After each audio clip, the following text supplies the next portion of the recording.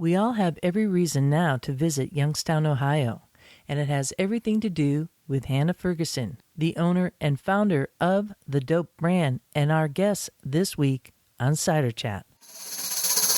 Hey, apples, make them pop, pop, pop, pop, pop, pop, pop, pop.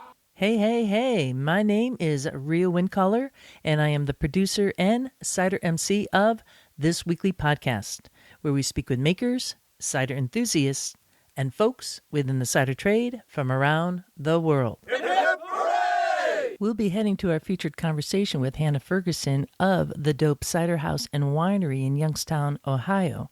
But first, a wee bit of news out and about in Ciderville. Cider Ganza. Have you heard about this? Well, it's being hosted, I think the first time ever, by Ross & Y Cider and Perry Company in Ross on Wye in the UK. And it's happening this April, the 15th through the 18th. And you want to, get your reservations in. They're selling tickets for different tastings. And the Yew Tree Pub is right there on site next to the Broom Farm, which is where the orchards are for Ross on Wye Cider and Perry Company.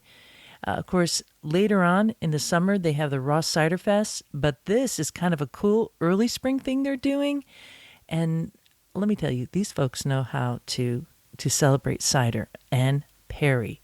And if you stay the whole weekend into Monday, you get to hang out and do the very Perry Monday event. So, dang, that is so tempting. Anyways, I'll put a link in the show notes to this because it's just kind of come into my little news thread here, and I'm super stoked. So tip of the hat to all those folks. And raise your hand if you want to go to a Cider Ganza. I could see you, Ciderville. I see everybody raising their hand. Right on. Okay, more good news coming up. Pop, pop, pop, pop, pop, pop, pop. Also, some news coming in from the UK. I have heard that CraftCon, which is an annual conference for cider makers and enthusiasts, will be online once again this year. I think that's pretty definite. I will keep you posted. I was able to attend the online conference last year, and I actually spoke on it, moderated a panel with both Adam Wells, Kath Potter, and Nikki Kong. Adam Wells is a cider writer. Kath Potter is a Palmier, and Nikki Kong owns Cat in the Glass, a cider online bottle shop. So who knows what CraftCon will bring this year, but that's pretty exciting. Stay posted and keep an eye out for that. And while we're at it, thinking about all the wonderful cider events that are coming online, you might also be thinking about, geez, I can't wait to make some cider, which it's just so much fun to do. And I want to say recently, I had a still cider that I bottled in 2018. And when I bottled it, it wasn't really tasty. I just kind of put it in this little basket, and actually a woven basket, and forgot about it. And recently, I was making a little shrimp scampi, which requires some dry white wine.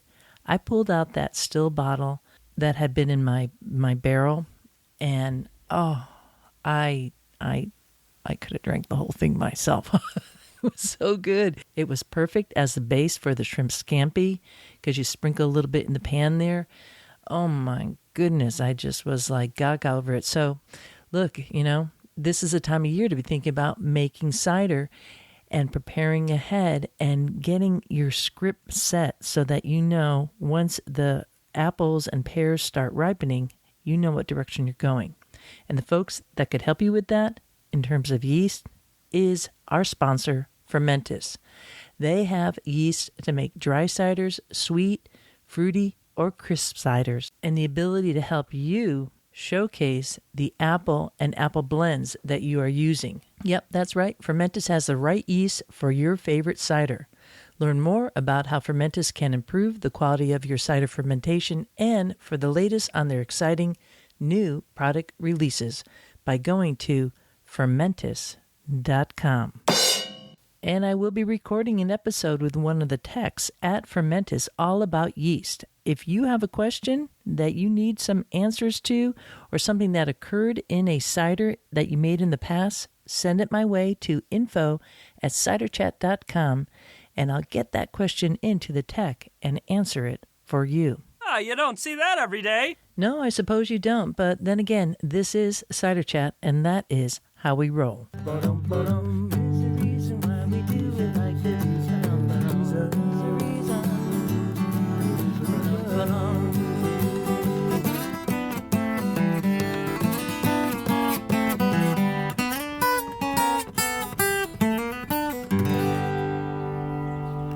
And because I can, I think I should mention once again that I lead Totally Cider Tours. And one of the tours that I'm looking at for this fall is Normandy and Brittany. And I should be starting to roll out some of the specs on that tour coming up. So save the last 2 weeks of September. We have to work it around the makers and all the different, protocols that go on as we get this cider tour settled. So hang tight if you are interested and you want to be put on the to know list, which gets out sooner than later. Send an email to info@ciderchat.com for a trip to France this fall to drink cider, Poiré, Calvados, and Pommeau. Once again, we're going to hear from our sponsor, Schrammel, which is a food processing and cider making equipment company. So this is important for any cider maker who is coming online or is currently a commercial maker looking to up their game, or just to understand the difference between a belt press and a pneumatic press. So in last week's episode, we were talking about that, the differences between a belt press, which is rollers and a belt, and a pneumatic press, which is a cylinder, a horizontal cylinder, and it has a membrane that expands. And with the juice, you get a big difference. With a belt press, you're going to get more solids. With a pneumatic press, you're going to get less solids, and it's a different kind of pressure on whatever you're pressing there, the apple or the pear. It's allowed to do very gentle pressing, and you get this really thick layer of pulp in a pneumatic press, which actually acts like a filter. So with fruits that are soft or difficult to press, you're going to be able to extract more from them. So that's kind of a win-win for a cider maker when you think about it. This week, we're going to be talking to Dennis Keebler, who is the marketing director, once again, from Schrammel, all about the flexibility between a belt press and a pneumatic press. Besides the juice, we all like to stay flexible in our production, right? Absolutely. While the belt press is simple to operate and is constantly giving us the same quality of juice, there is not much flexibility. We can only set the pulp thickness, the belt speed, and the belt tension pressure. All right, so I got it. Very little flexibility with the belt press because you can only set the pulp thickness, the belt speed, and belt tension pressure. Do I have that right? Yes. Some words are really hard for us to pronounce. I'm impressed with your English. I mean, some English words are even difficult for me to say. Thanks, Ria. No problem. So the belt press, you can only set the pulp thickness, the belt speed, and belt tension pressure. But with the pneumatic press, I think there's a lot of flexibility. In fact, you said that there is endless flexibility. Right.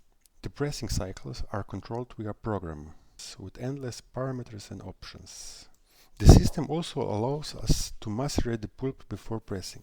All right, so the pneumatic press has a program, it has all these different options, and it allows you to macerate the pulp before pressing. So I suspect that if you want to separate the free run from press juice, or even press in an oxygen-free atmosphere, or do any of the other processes that really get you the best juice possible, the pneumatic press got you covered. Well, alrighty. If you out there in Ciderville want to find out more about the products that Schrammel makes, go to schrammel.com. That's spelled SRAML.com.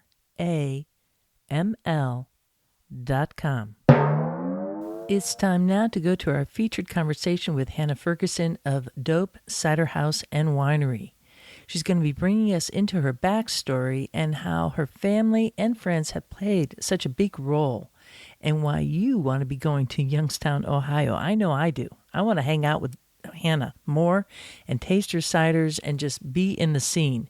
So grab a glass and join this chat with Hannah Ferguson of the D.O.P.E Cider House and Winery in Youngstown, Ohio.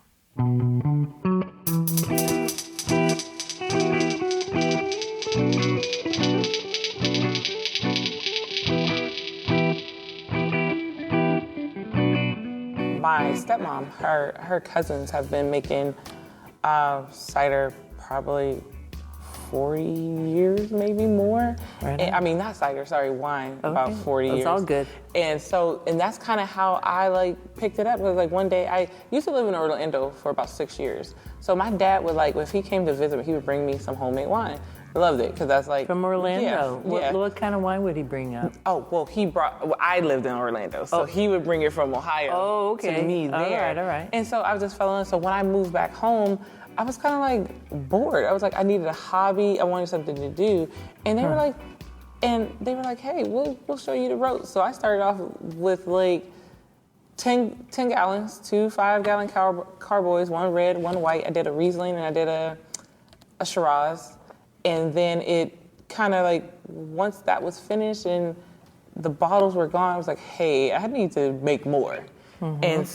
And then that's when I joke around and say I became that cool kid at the party where I came with people brought whatever they wanted to bring, but I was the one bringing homemade wine. Mm-hmm. And then when people found out hey, you actually made that, it was just if I didn't bring any, people would be what's going on? So now with cider, I brought a couple of those Growler Works, growlers, but they hold the carbonation, keep it cold, and stuff like that. So now I can take that to people's, and they're looking at the actual system it's pouring from a draft. So that's another cool thing that everyone gets to experience. So I enjoy that. It's I'm either known as the wine girl, the cider girl, the beer girl. So they don't know what I'm bringing. You are to the fermenter. Yeah. You are the fermenter. Yeah, they don't know what I'm going to bring. It crosses all those borders there, Yes. which is great. And you're kind of an evangelist in a way for the fermentation, trades, which is really awesome and educating. And it sounds like it's a role that suits you. Yeah, it's funny because from my background, people because you go to school, you do everything right you're supposed to do. You go to school. What did you go to school for? I went for undergrad. It's funny. I went to undergrad for sports management. So it was a mixture of sports and business. And then I never worked in that field. I went into higher education. So I worked in higher education. And then I went back to school and got my master's. So I have my MBA. And so I got that in business. Then I went back to education. So I worked in between high school as well as college. So this is funny. And then now this is, I stopped doing that when I started to work for the brewery. So I kind of quit that, took a big pay cut, in a sense, and to pursue something that I saw I could see myself doing in the future. Just learning the industry of craft, whether it's wine, cider, beer, and I got the opportunity to add on to my resume on that. So yeah, wow, pretty multifaceted life here you got going on, but all go in the same direction. I mean, with the MBA, you could kind of do anything with that. Yes, yeah. I used to tell people I was have you ever seen an unhappy barista? I joke around. I was I don't think I've ever seen anyone that was unhappy who made coffee. So I was just that's kind of almost how we are in this industry. You love it. It's you're almost truly invested in it, especially if you are behind the scenes and different things like that. The people that I've come across love what they do. Choose money or do you choose happiness? And then I felt more free and relaxed going with being happy than staying in corporate America. So I could sense that. I could sense that. For all the listeners out there in Ciderville sitting across here with Hannah, she has this kind of aura of good energy. Immediately you can feel it. So keep on radiating it because we need that in the world for sure. Thank you. Obviously your family has really impacted you. Is there something in particular or a person or a group that has kind of pushed you along in this path to kind of reach out into a world that, as a woman, as a Black woman, kind of being out in the world, as a white woman, it's rough. So, I can only imagine. It has been probably just a combination of family and friends. And again, like I consider like my friends my family. So it's been that, and they were honestly the influencers of me pursuing this. Like I would just like, again, like this was this hobby. I was like, yeah, this is fun. I'm doing this in my basement. I'm doing this like in my apartment. I'm like, so, and they were like, no, you need to really see about doing this professionally. And then once you start doing the research, and then you see like, again, as women, as me as a Black woman, that we are not really in this industry like that you would think like maybe more would be. You quickly notice that this is a very male-dominated industry on all ends, all type of fermentation. So again, it's like super scary to go into it, but again, like they encouraged me to do it, and I've been, again, working on this for probably like the past 5 years. So last year it became official when I signed the lease into the space. I'm leasing about a little close to 1,500 square feet from a brewery in Youngstown, Penguin Brewing. They bought an old steel warehouse. So it's about 30,000 square feet. And so this will be mine, obviously, in their first brick and mortar. They've been contract brewing for about 3-4 years now. So are you sharing tanks? No, I have my own. You have your own. So great. In Ohio, it's like you have to be separate. Okay. So I have my own, and then they have I believe they're getting like a 20 barrel system. So it's it's huge over there. So, but I like, again, like I've had I've lost a lot of money doing this. Like you trust people when you go into something, and then I had somebody where I like signed, like I had a lease, and working, doing like small work on the space, and then all of a sudden I found out that he sold the building. And then the only reason I found out that he sold the building is because the guy who bought the building, him and I had the same barber. Oh my goodness. It all comes down to the barber. Yeah, it came down to the barber. I love that. So then my barber, who is one of my friends too, who's like, him and his wife are very encouraging of me in this industry. He was like, so I have something to tell you. Did you know? And I was like, and I didn't. So that's where it's like, I ended up just getting out of that lease because the person who had bought it was not going to renew my lease. So it was a heart attack moment. So then that's where you get discouraged, and there's plenty of times that like I wanted to quit and just be like, all right, I'm just going back into corporate America. This is where I'm going to go back That's into higher much education. Fun. Yeah, I was like, and then like I said, it just, and I think really at the time where I literally was like, I'm just selling all this stuff and like just gonna give up. That's when one of the owners of Penguin Brewing reached out to me and was like, hey, come see our space. I just thought, hey, come see the space, like their open house. And she brought me into the space that I'm in, and she's like, hey, do you see yourself making wine and cider in here? And I looked at her, because again, like we knew each other from the industry, from me being a brewer there, but we never sat down and actually talked about this is what I was pursuing, what I wanted to do. And it was mainly word of mouth from them. As soon as they signed the space, she was like, as soon as we announced that we bought this building, 3 people, I think, just reached out to them and said, hey, you need to talk to Hannah. And she's like, why? Like, and she didn't understand. And then they told her. And then she was like, I instantly saw this space for you. She was like, because we weren't really going to do anything with it. Wow. And so yeah. So here we are. Oh, that's amazing. Yeah. Jeez. Talk about nail biters. Yes. So you have this space now, and where are you in that process of getting up and rolling? It's actually moving now, a little faster now. I think we're in like week 22, 23 of renovations, and the construction crew they're actually doing everything at once, both sides at the same time. But our main holdup, we all ordered our equipment together. We went through like Deutsche Beverage, but everything we waited since October. I know where this is going. For oh my goodness. the tanks to finally dock in California. And it's just sitting there. Yeah, and they were just sitting there for like 2-3 months waiting to dock. And then once they until I can put on some swim gear. I was like, do we need to go out there and just get it? And when they finally docked, the next issue was trucks. So then we had to wait till the trucks. So my equipment finally, I bought 4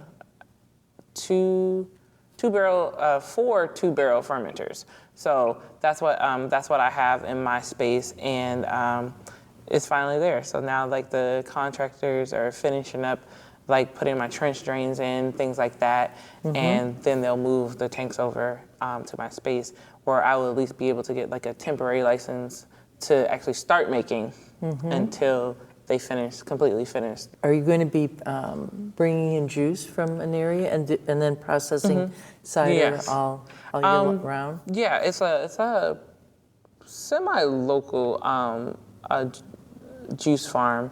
They do a lot of grapes mainly. They're like a wine juice farm, but they also have an orchard too. So I kind of fell into them just based off of the that's where I get my wine juice from. Oh. So they do everything there. They press it, everything, and I go get the fresh juice. So it's definitely like I've had that relationship with them on like the home scale. So now that I'll be able to purchase from them on a larger scale, which it'll be amazing. Yeah. And the game plan is you produce it on site with the brewery, Penguin Brewery, right?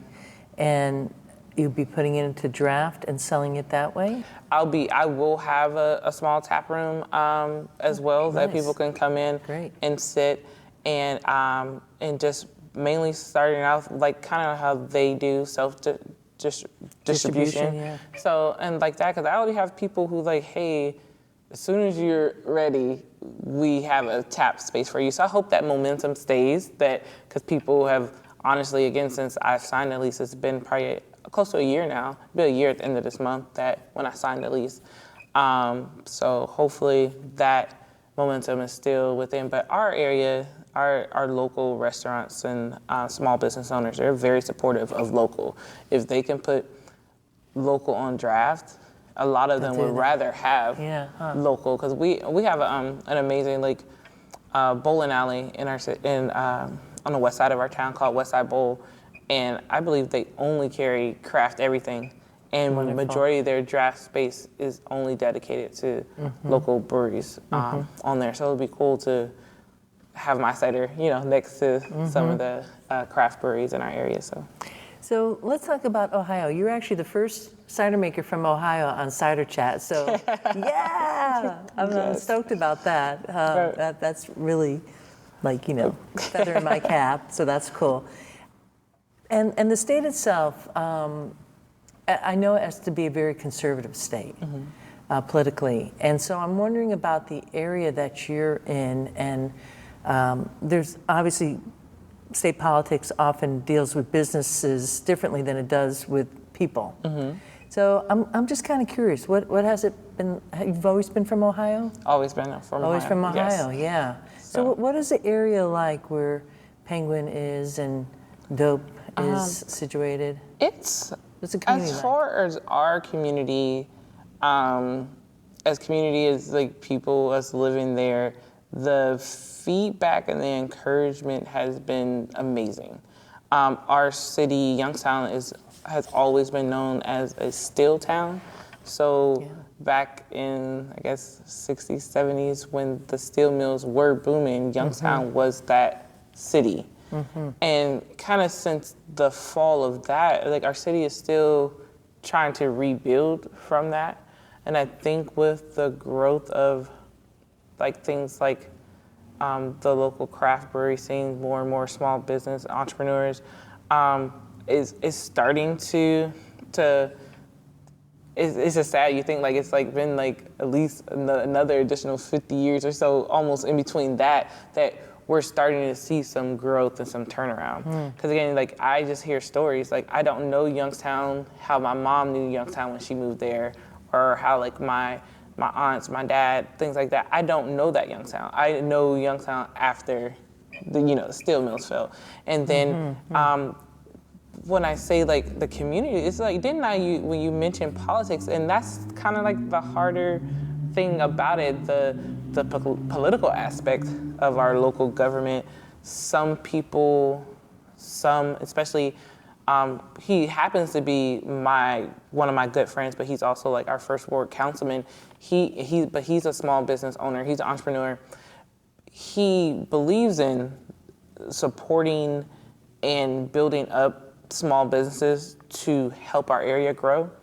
And then some others, they still believe in that, in a sense, like that factory mentality, where it's almost like if you can't hire 200 people at the same time, it's like, is it worth investing in you? And so it's like, it's kind of like that battle. It's like almost like a 50-50 like split locally. And as like we try, like our city could be and grow like Cleveland or like a Pittsburgh. We can be like these areas, but the difference between our area and those areas, like those areas truly have thousands of small business entrepreneurs that make up their economy. And spot on. Yeah, spot on. So, and I'm hoping, like, we're hoping like there's a turnaround, because again, like everything that I've done, Penguin City's doing, the other local brewery in Youngstown is called Noble Creature. We've done on our own. It's bootstrapping, right? It's not. It's like, and we just laugh, and it's like sad, like that. We sometimes think like if you came from out of state and you are like a business developer, like the red carpet is rolled out. But when we're actually born and raised, and we want to stay there, because it's easily, I've said this to other people before, I could have easily done this in Columbus, Ohio. I could have done it in Cleveland, but I wanted to be home, especially first, Sure. So, I like that attitude. I could see where you're going with that. Yeah, right on. So it's just, that was like, again, that was like my 5-year struggle, is that I wanted to be in Youngstown. Youngstown had to be my first like spot. It couldn't have been anywhere else. And if the opportunities arise where I can branch off to, like, of course I would love to be in Cleveland as well, Columbus, those places too. But yeah, so that's just a struggle for us, and I'm just hoping, us, especially but the small business people, we try to stick together for each other and help support that way. If we can't get, the support from the city as much as we would like, we have the community, and a lot of people are like, hey, I saw you on the news, I saw this, I can't wait till you open, I'm gonna come support you.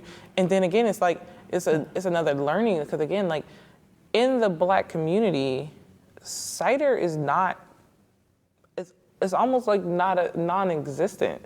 People don't know much about cider, because either they think it's beer and they don't like beer, so they don't want to try it, so it's like, and now like, what are folks drinking? Mainly probably hard liquor. Hard liquor? Yeah. Okay. It's like, there's only so much of that you could drink. And like in mixed drinks? Yeah. Yeah, mixed drinks, things like that. But then now it's like people are getting they're learning, because they're seeing the diversity that's being built around it.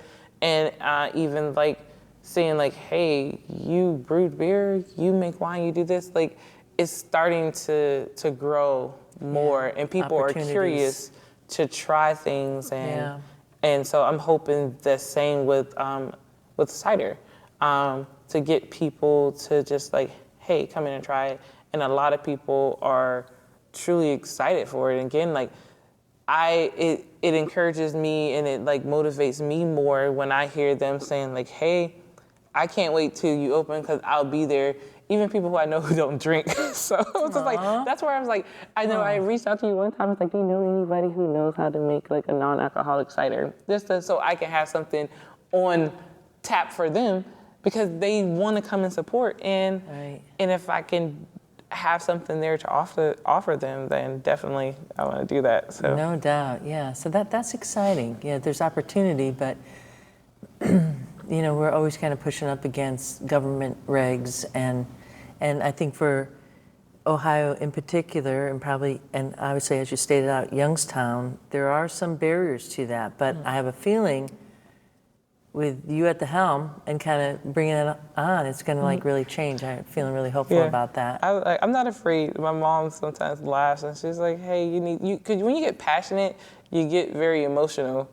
And and my mom knows, like, I'm not afraid to like speak my mind about an issue. And I've mentioned it in several like city held meetings. And like, it's just like you just need to know. Like, it's like we are also trying to build up our city. Like, we're not trying to take from it. Like, we are trying to build it up, and we just want the support of our local government, who we vote for, to support us, as well. Can you give Ciderville an idea of the makeup of Youngstown? What percentage is a black population? Youngstown is probably 85-90% black. 85, inner city, 95%? inner city, because we have quite a few suburbs. At one point, Youngstown, again, like when the steel mills were booming, we were at a population of like 100,000, maybe 100,000 plus people living in the city. Now Youngstown we're about 64,000 people living in the city, in the inner city of Youngstown. And of that 60,000 or so is probably 85-90% black. Then you have our Hispanic community, things like that, and then white community, and then pretty much like a lot of and I'm not sure even if that's counted, as we have YSU, our local university, on campus, and I don't think those students or anything may not be counted. It's so easy to be in their little bubble, isn't it? Yeah, because it is like they are in their own little bubble. You say like YSU. But they want to come out and get your cider. I'll tell you that I'm hoping so, because again, downtown is almost, our city is investing in connecting the downtown to the university, because the university is literally probably 2 streets up from downtown, the main street of downtown, which is Federal Street. You go up 2 blocks and you're on campus. So you have that, they're building that connection. Again, it's like, and I can appreciate that, because sometimes, a lot of cities their universities are probably like the heart of it. And our president of our university is Jim Tressel, and we saw the things that he did at Ohio State as a coach. And he's making that impact for Youngstown. And I joke around and say, when you go on campus, it looks like a mini Ohio State from some of the things that they're building and adding on to it. So it definitely could be. We want it to be a destination location where we are. We're like on the east end. We're the east end of Federal Street, so it's being developed where it's myself, Penguin City Brewing. Then across the street from us is a business called the Youngstown Flea, where the owner, Derek McDowell, brings different makers in, and they have their makers market. He does it once a month when the weather's nice. Great. But he also bought a giant old warehouse.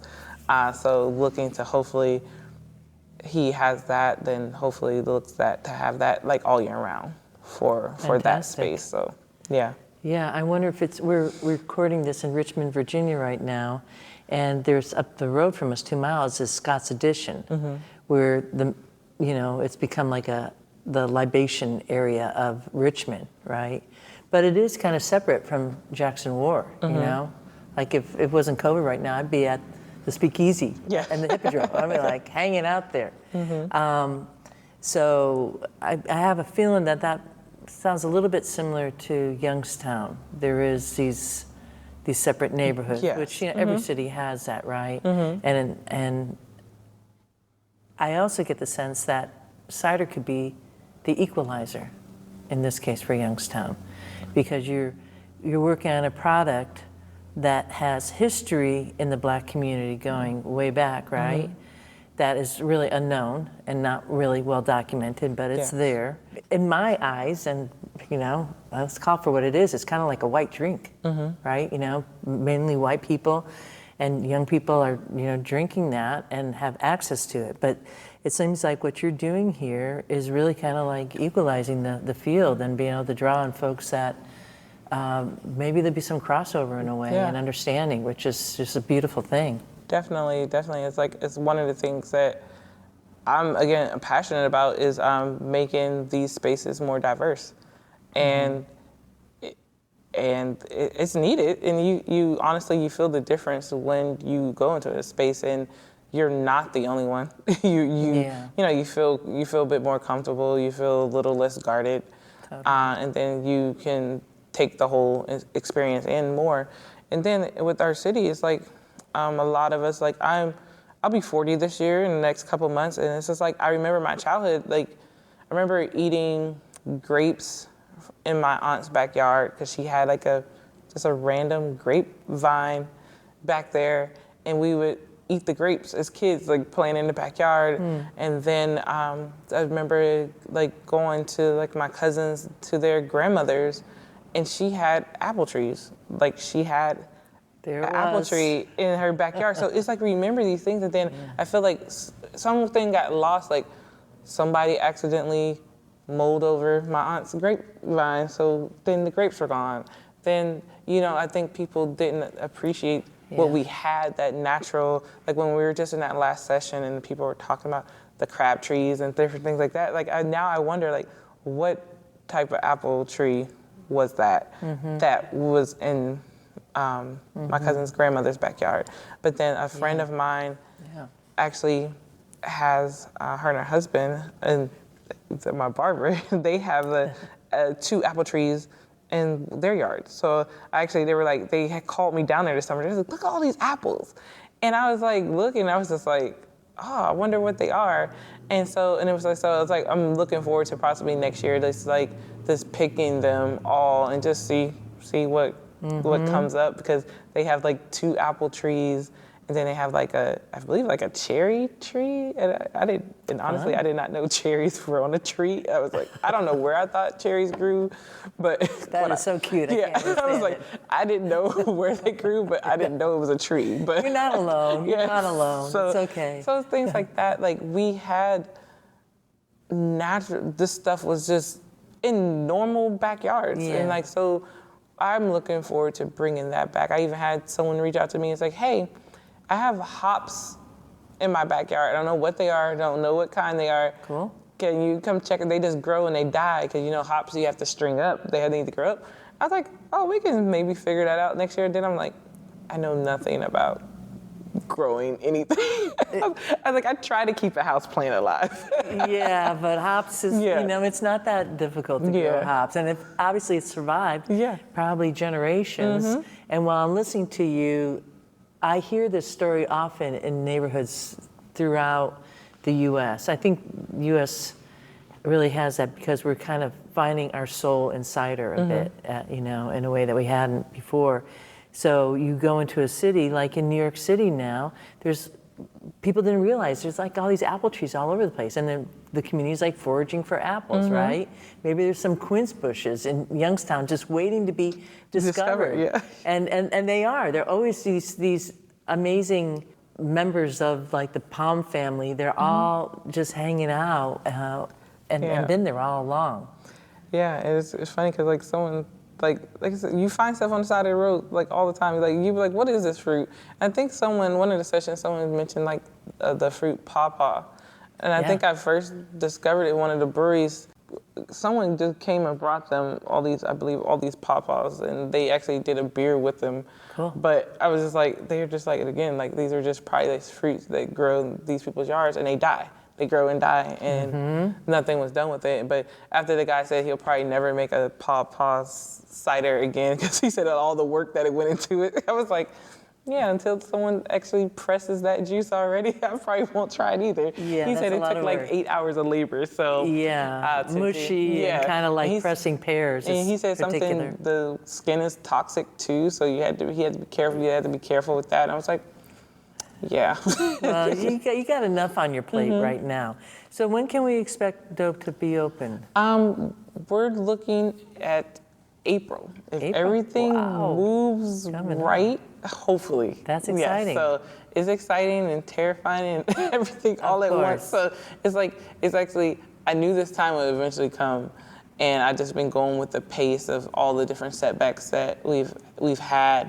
So now it's like a reality, and that's why I'm so like thankful for this space here, being able to come to CiderCon, because the networking that I've done in less than 24 hours already has been amazing. And then again, like the instant, like people like, hey, make sure you reach out to me if you have any questions, like, and just picking people's brains. And that's what I wanted to do. That was like my goal, to come here to, pick everybody's brains, like, so to speak. And So can I just stop you though? So you didn't know about CiderCon. You didn't know about CiderCon, and didn't even know what was going on until you like. I was on Spotify, and I just typed in cider, Oh, cool. and your Cider Chat podcast came came up. up, and it came up. And so then I was looking, and I was just like, oh, this is some good interviews and content and stuff. So I just started listening, and then one of your sections, it was like, Going to CiderCon. it was or all something? CiderCon. Yeah. And it was like, and I was like, oh, I felt like I was there, because I was like, oh, that's some good information. And so I kept going back and said, I believe I listened to, again, I want to say it was 2019. I think I was, I basically, if I would say anything, I was at CiderCon 2019 via your That's awesome. I'm so your glad podcast. to hear that. Yeah. Yeah, that you kind of touch base, and now you have this network, and it's only going to grow. I know you want to get to a session, but I really want to talk about your branding, which is so freaking cool. So D.O.P.E means dwell on positive energy. Yes. I just have to say, I used to be part of a band called The Bone, which was called Beware of Negative Energy. Just beware. Yes. Right? Yes. But dwell on positive energy is just a much better spin on it. It's keeping it in the positive. So how do you do that? How do you stay, and what has allowed you, Hannah, to be able to dwell on positive energy in a world, especially, some of the hard stuff that we've seen in our country more lately, and Yeah. I think, like, for me, it's just like, even situations that I go through personally, you always someone will tell you, or you tell yourself, it could be worse, it could be this. And I just learned, like, after, like, I feel like everyone has some sort of battle or something with depression. And at one point in my life, I went through, like, a very set area that I felt like I was just in a dark place. Like, I, in a sense, like, kind of, like, kept myself away from family, from friends, and things like that. And it just, how it made you feel, it just wasn't that. So once I, like, snapped out of that funk and like, basically took my life back, I told myself I just wouldn't do that. Like, so it's just like I learned, I think I got you like you say, you felt my energy, I feel your energy, and I feel like I feel people's energies, and I feel like if that vibe is off, it's like I don't want to be around it, because it changes. You can sense it, and it changes you in a sense. Right. So it's just like the people that I hang around is like, it's just all positive, and it can be, we could be going through some bad stuff, but when we come together as a unit, as friends, as family, it's like it makes everything right. We reset ourselves in a sense. And so that's what I do. Like, it's like I just know how I felt when I was in that dark space, and I know I never want to go back. And if I could help someone who's in that space where I was to come out like that, I try to keep that. Like, I try to keep that energy and keep that energy positive. And that's why I tell people, I just want my space when you come into D.O.P.E, it's like, I mean, you got to leave at some point, but if you didn't want to, it wasn't mine. But You're giving everybody a reason to go to Youngstown right now. Everybody's like, please when's come. the next flight? Please come. So, After April. Yeah. But then, so I just want people to, again, like, I don't joke, but I'm serious. Like, I want you to feel like I always sense home as, like, especially like when I go over to my aunt's house, it's always like, hey, they were my family was born and raised in the South, so it's like, hey, come in, are you hungry, you want something to eat? I'll make you something. Like, she come in, I'm 39 years old, I'll come in, if she's making cream of wheat, she'll make my cream of wheat. She'll make the pot, she'll make my bowl, she'll put the right amount of sugar in there. Oh, my goodness. Do that, she'll set you up, and I just I want people to feel that comfort and that happiness. That's my happy place. Like, cool. That's where, like, my mom goes. Like, my mom's the baby sister. That's her happy place too. Like, and I want people to feel that as well, and to be able to experience that. But yeah, so it's just like, it's like a kind of just like a support system and everything. And that's like how like my logos are. Like, my original D.O.P.E logo is shaped like a heart. My Cider logo has a heart in it instead of the O for dope. It's a heart, because everything I do is from the heart and is truly genuine. And so again, like, this is a passion that I love, and I just want to share it. And again, like I said, if I can help someone to come out of that space or that dark space, even if it's momentarily, and they can see the difference and feel the difference, then I definitely that's my goal. Yeah, to have that. You're on the sweet spot there. Yeah. And it's a great branding. You really got the branding going on, and I think that the fact that you're able to keep both eyes on the prize. One is the production, setting that up, but you've been pushing the branding all along, and that's what I was like, whoa, what's going on over here? Who is this person? What? Yeah. What? I'm seeing this hard. I'm like, yeah, okay, I like you. Yeah. And so you like pulled me off the street on that, because you were doing your branding and setting that up, and that is really key to success, isn't it? You can't just be, you could be the greatest cider maker in the world, but if you don't know how to sell it, you're going to be drinking it alone. Yeah, it's definitely, like I said, it has definitely paid off. Again, it's just like, and it wasn't using it as like a commercial or scheme. This is truly, you pretty much, you have people, I've been talking to people too about branding and my social media page, because my social media page is a mixture of business and my personal as well, mixed into one. I was like, should it just be business focused? But I don't know, you're gonna get me, you're gonna see it all. You're gonna see me goofing off with my friends, but you're gonna see me down and dirty, working. So it's like you're gonna. We're looking forward to seeing you out there cutting the ribbon or whatever you're gonna do to celebrate. That's what we're gonna be looking out for come April or whenever. We won't hold you to anything, but I really appreciate you taking time. No, I appreciate you for asking. When you reached out to me, I was like, oh wow, she knows who I am. That's the first thing I said. I was like, when I saw the email, I was like in shock. I was like, of course I will sit down with you through this. So yes. Well, I am honored. I feel privileged that you accepted my invitation. So it goes back and forth. Thank you. And I look forward to hearing as you grow and coming out to Youngstown and seeing what's happening. Thank you. Yeah, you have to come to Ohio.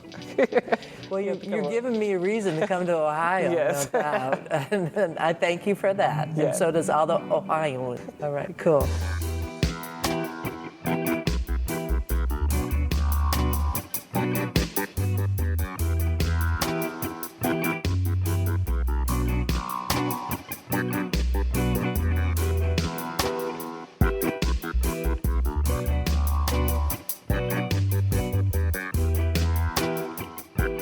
Well, from all accounts, it looks like Hannah Ferguson will be opening up that cidery sooner than later. Isn't it amazing how all of us have been kind of stuck in this little bubble the past couple of years? She was waiting for her equipment. It's sitting out on a boat out on the West Coast, and then the trucks were a problem to get it. I mean, we could all relate to that.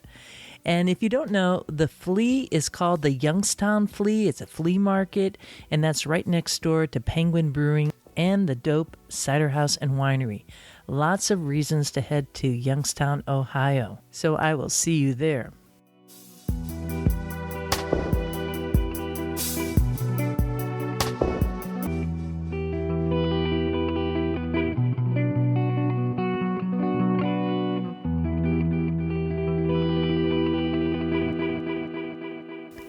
And with that, I leave you here. This is Real Wind Caller signing off for now. Looking forward to seeing you in Ciderville.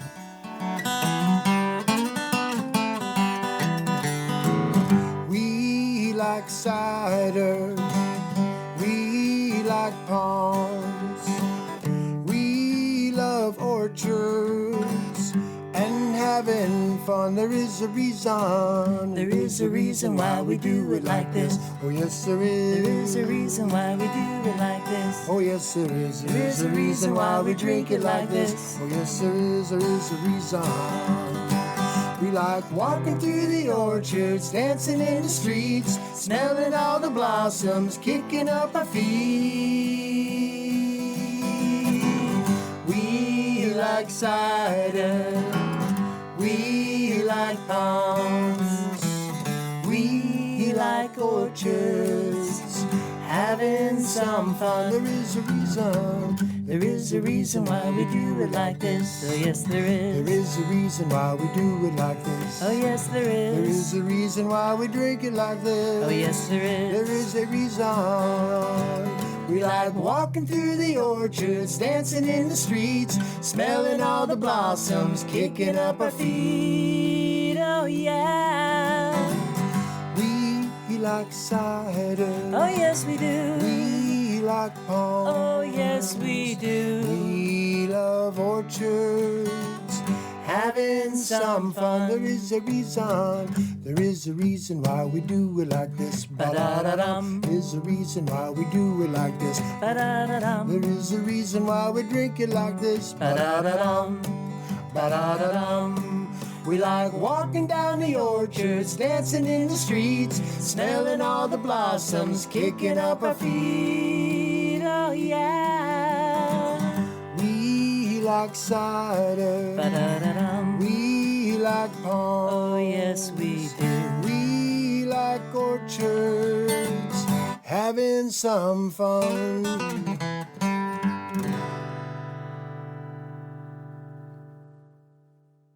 Yeehaw!